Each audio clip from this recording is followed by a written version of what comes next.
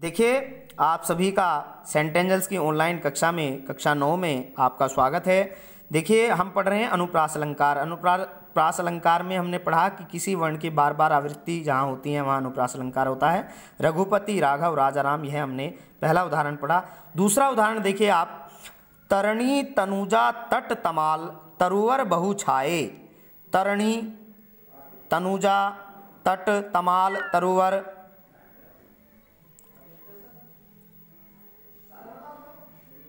तरणी तनुजा तट तमाल तरुवर बहु छाए। तरणी त, तनुजा में त, तट में त, तमाल में त, तरुवर में त। तो यहाँ त वर्ण की आवृत्ति हो रही है। त वर्ण की आवृत्ति होने के कारण यहाँ जो है वो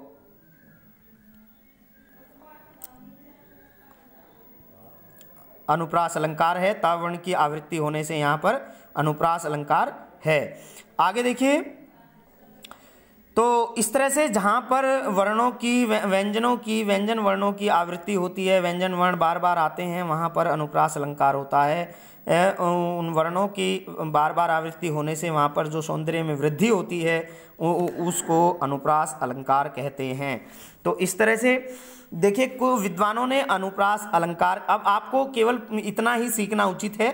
आगे फिर भी आप अपनी नॉलेज के लिए एक बार सीख लीजिए, एक बार समझ लीजिए, आगे आपको याद रहे तो ठीक है। देखिए, अनुप्रास अलंकार के 5 भेद बताए गए हैं। कितने भेद? 5 भेद। अनुप्रास अलंकार के 5 भेद बताए गए हैं। आप देखिए एक बार। देखिए, एक पहला है छेक। छेक में अनुप्रास कर देंगे तो छेका अनुप्रास हो जाएगा।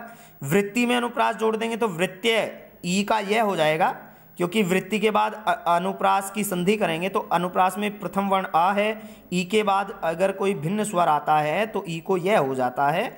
तो इस तरह से वृत्त्यनुप्रास हो जाएगा। तीसरा है श्रुति, यहाँ भी श्रुत्यनुप्रास हो जाएगा। चौथा है अंत्य अनुप्रास, अंत्यानुप्रास हो जाएगा। लाटानुप्रास हो जाएगा। छेक, वृत्ति, श्रुति, अंत्य, लाट, ये 5 तरह के अनुप्रास होते हैं। अनुप्रास, अब मैं थोड़ा सा आपको इन सभी के बारे में परिचय दे दूंगा, लेकिन इसमें मुख्य 2 ही हैं, छेकानुप्रास और वृत्त्यानुप्रास। 2 ही इसमें मुख्य हैं, छेकानुप्रास और वृत्त्यानुप्रास।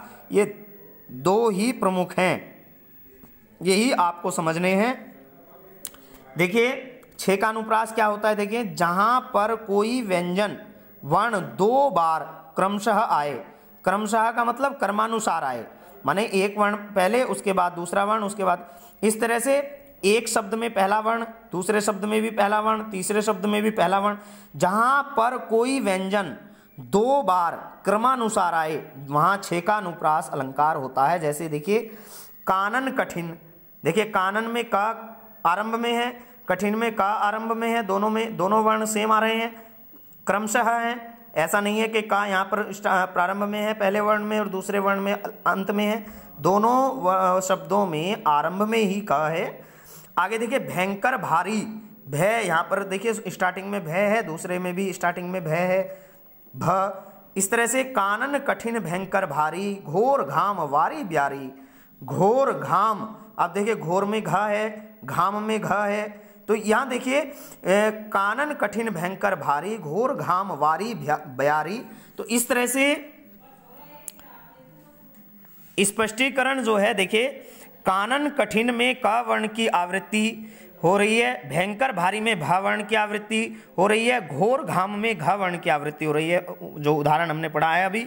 तो इस तरह से दो बार जब एक ही वर्ण की 2 बार आवृत्ति हो और क्रमानुसार आवृत्ति हो, क्रमशः आवृत्ति हो, तो वहां जो है छेकानुप्रास अलंकार होता है।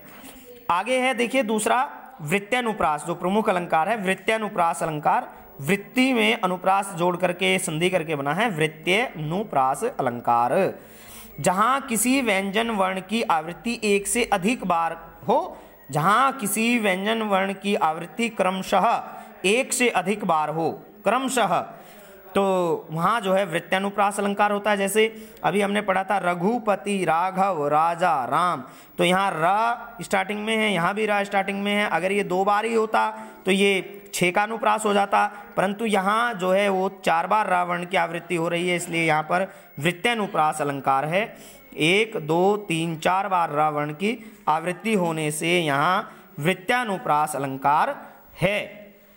ये आपको ध्यान रखना है। आगे देखिए तीसरा जो है वो एक बार हल्का सा आप सुन लीजिए। श्रुत्यनुप्रास, श्रुति शब्द में जब अनुप्रास की संधि हुई है, श्रुत्यनुप्रास अलंकार जहाँ एक उच्चारण स्थान से बोले जाने वाले समान वर्णों की आवृत्ति हो। जैसे देखिए ता, जो त थ द ध न, ये ता वर्ग है, त थ द ध न, ये जो वर्ण हैं ये इनमें जो जिह्वा है, जो जीभ है, वह दांतों से स्पर्श होकर के बोलती है। इसी तरह से स जो वर्ण है, स में भी जो जीभ है वह दांतों से स्पर्श होती है। तुलसी, स 3 स होते हैं, उनमें से जो सपेरा वाला स होता है उसमें जो जिह्वा है वह दांतों से स्पर्श होती है। इसलिए इस तरह से त में, स में और द में, त स द त, तो इस तरह से जो त स द जो व्यंजन है इनका जो उच्चारण स्थान है वो दंत है। तो इन वर्णों का उच्चारण स्थान एक दंत समान है, माने तय का भी वही है, शय का भी वही है और दय का भी वही है। तो इस तरह से जहाँ एक उच्चारण स्थान से बोले जाने वाले समान वर्णों की आवृत्ति हो वहाँ श्रुत्यानुप्रास होता है। आगे जो चौथा है वो अंत्यानुप्रास है। अंत्यानुप्रास आपको ज़्यादा इसमें समझने की आवश्यकता नहीं है, केवल इसमें देखिए अंत्यानुप्रास में होता है छंद। छंद आपको पहले समझने चाहिए। छंद के जो देखो किसी भी काव्य पंक्ति के जो अंतिम में जो स्वर होते हैं अंतिम में, जैसे कुंद इंदु सम देहे उमा मरण करुणा अयन जाही दीन पर नेहे करहु कृपा मृदन मयन, तो अयन इसमें पहली पंक्ति में है और मयन। तो इस तरह से जो काव्य पंक्तियों में जो लास्ट में जो स्वर होता है और दूसरी पंक्ति में भी यदि वही स्वर हो तो वहाँ अंत्यानुप्रास अलंकार होता है। पांचवा है लाटानुप्रास अलंकार। लाटानुप्रास अलंकार में जहाँ पद और वाक्यों की आवृत्ति हो, यानी 2 पद हों और फिर दोबारा दोनों पदों की आवृत्ति हो जाती हो।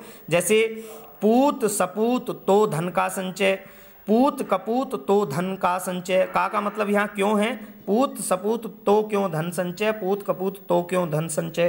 तो यहाँ देखिए यहाँ तो धन संचय वाक्य की आवृत्ति 2 बार हो गई है। ये धन संचय ऊपर है, नीचे भी धन संचय है, सेम अर्थ है। तो इस तरह से यहाँ लाटानुप्रास है। परंतु आपको यहाँ 2 ही बस एक ही अनुप्रास ही आपको याद रखना है। अनुप्रास अलंकार में वर्ण की आवृत्ति बार बार होती है। तो वहाँ जहाँ वर्ण की आवृत्ति होती हो, किसी एक ही वर्ण की आवृत्ति होती हो, वहाँ अनुप्रास अलंकार होता है। तो अनुप्रास अलंकार के हम कुछ उदाहरण आप लोगों के सामने देख लेते हैं। देखिए कुछ अन्य उदाहरण देख लेते हैं। पहला उदाहरण देखिए आप, चारू चंद्र की चंचल किरणें खेल रही हैं जल थल में। तो यहाँ देखिए आप, चारू चंद्र की चंचल किरणें, चारू में च, चंद्र में च, चंचल में च, तो यहाँ च वर्ण की आवृत्ति 3 बार हो रही है। तो ये कौन सा अलंकार हुआ, वृत्तानुप्रास अलंकार हुआ, यानी अनुप्रास अलंकार भी आप कह सकते हैं। तो ये अनुप्रास अलंकार का उदाहरण है। खेल में लय, जल में ल, थल में लय, तो यहाँ पे ल वर्ण की आवृत्ति हो रही है। तो ये एक ही पंक्ति है, चारू चंद्र की चंचल किरणें खेल रही हैं जल थल में। तो इसमें च वर्ण की और ल वर्ण की आवृत्ति होने से यहाँ अनुप्रास अलंकार है। आगे है कालिंदी कूल कदम्ब की डारन, का लिंदी में का, क कूल में क, कदम्ब में क, की में क, तो यहाँ क वर्ण की आवृत्ति होने से अनुप्रास अलंकार है। आगे है मुदित महीपति मंदिर आए, मुदित महीपति मंदिर आए, तो यहाँ म वर्ण की आवृत्ति हो रही है। देखिए मुदित में म, महीपति में म, मंदिर में म आए, तो यहाँ म वर्ण की आवृत्ति होने से यहाँ प्रस्तुत पंक्तियों में अनुप्रास अलंकार है। तीनों उदाहरण ये अनुप्रास अलंकार के हैं। अनुप्रास अलंकार के आपको उदाहरण लर्न करने हैं, इनको लिखना है, याद करना है। ये आपको, मुझे उम्मीद है कि आपको अनुप्रास अलंकार समझ में आया होगा। बहुत बहुत धन्यवाद।